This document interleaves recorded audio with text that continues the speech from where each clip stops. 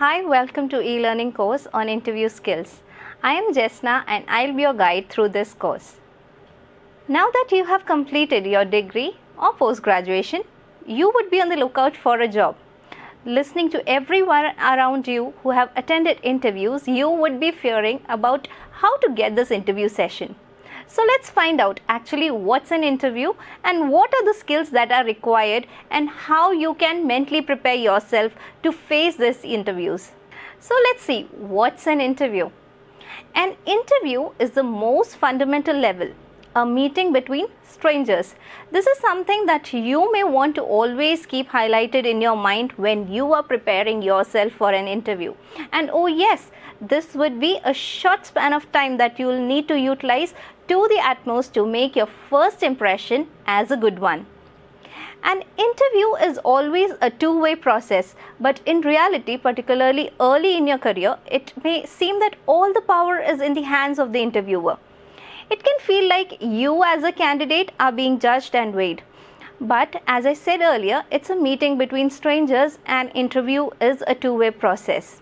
Always have it in your mind that you are sure of the job and the organization is the place where you would like to see yourself. This will surely help you keep your stress levels down. It is an obvious thing that people tend to get nervous at interviews and find the situation a pretty stressful one. But there are certain things that can be done to keep your stress at bay. By researching more and being better prepared will help you improve your confidence levels and interview performance markedly. So basically, what's the purpose of an interview? The interviewer will certainly be looking to find out whether you have the potential to do the job effectively and make a useful contribution to the organization. At the simplest, they will be asking you few questions. These will be, can you do this job? Which will include your skills, your attributes, your knowledge, experience, etc. Next would be, will you do the job? This will give them a checklist of how enthusiastic you are, how committed you are, and how loyal you are. The third one, will you fit in? This will give a check about your personality and your attitude. Asking these questions to yourself while preparing for the interview will effectively help you to challenge yourself to build your confidence, and you will no longer feel one-sided. You need to feel it right just as much as they need to feel right for them. So to have these interviews right, you must know what are the types of interviews. Interviews can be of different types. Let's discuss some of the most possible interview formats. The first one being structured interviews. Structured interviews consist of job-related questions asked consistently of each applicant for a particular job. Similar to structured interviews are unstructured interviews where interview is probing one. Open-ended questions are asked involving different questions asked to different applicants. The next one is situational interview.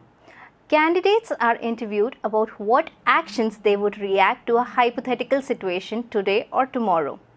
Behavioral interview. This emphasizes what actions you had taken in prior job situations. Next comes group interviews. You will be interviewed at the same time as other candidates. Each candidate will be asked a question in the group and you will be encouraged to be the part of discussion.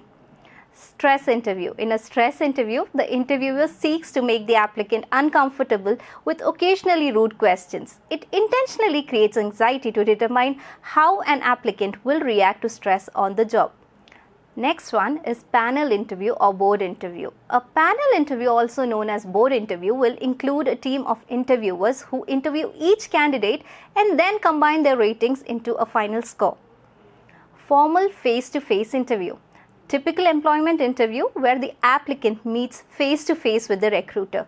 Questions will be focused on the evidence provided by you. Here, the evidence refers to your resume and your documents.